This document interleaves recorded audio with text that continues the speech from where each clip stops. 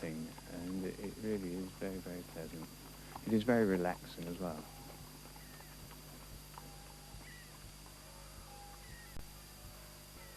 Larry is also a member of the Peasmarsh and Rye Bellringers, who practice each week in the Norman church, which dates back to 1070.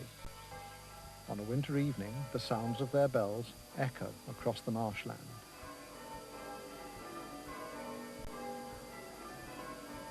When you first start bell ringing, it is far more complicated than you would imagine. To start off with, the bell has to be turned upside down. And in doing this, you have to pull obviously fairly hard to start with, and as it gets near the top, you have to be very careful. And this is where you've got to make sure that you are in control of the bell, and the bell isn't in control of you. It always amazes me that 200 years ago, people who were probably, not being rude, but semi-literate, were capable of ringing bells and also ringing methods. A method ringing is in fact very complicated.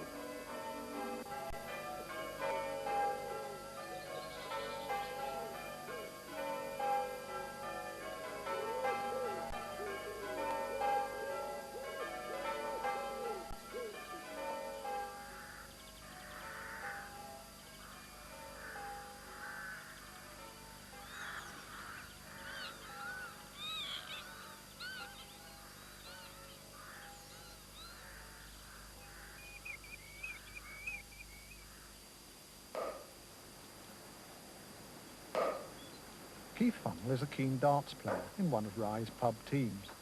His enthusiasm extends to a practice board in his workshop at Dew Farm, Peasmarsh. This is hop country, and hops mean oast houses, and oast houses mean cowls.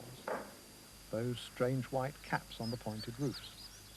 Once Keith worked in stained glass, but today his material is fiberglass. So far he's made hundreds of cowls for the oast house owners of Kent and Sussex. I had an old shell of a mould that somebody had made, and a gentleman came up and saw it and said, "Cool," he said, "do you make oast cows?" And I said, "Well, no, I don't, but I'm willing to have a go." And we thought, well, if we did half a dozen or so, it would, you know, be a worthwhile venture to get into. And since then, I suppose we've done about 2,800. It's just something that's sort of kept going and going, and it's been fantastic. You see all the different oasts and how people convert them, and it really is nice. I'm afraid to say that wood these days, we've been replacing cowls that have only been made 8 to 10 years ago. It's a bit of a shame that wood doesn't seem to last longer, or the paint's not any better than it is. But on the other hand, if it was any better, we wouldn't be doing the work. So it's got its advantages and disadvantages.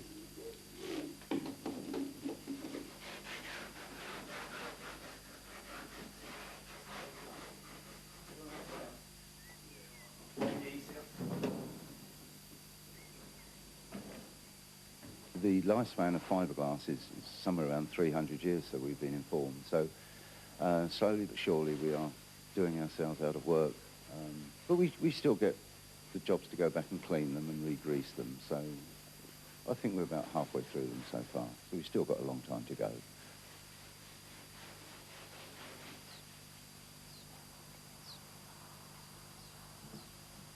It's a lot easier taking them up than it is getting them down.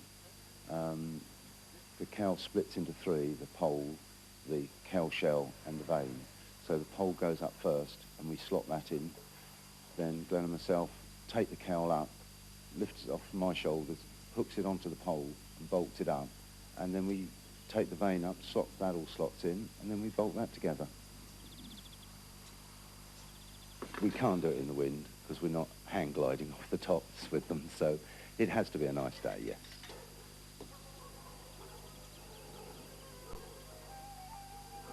My daughters sort of, when we go out for a drive, point out, "Is that one of yours, Dad? Is that one of yours, Dad?"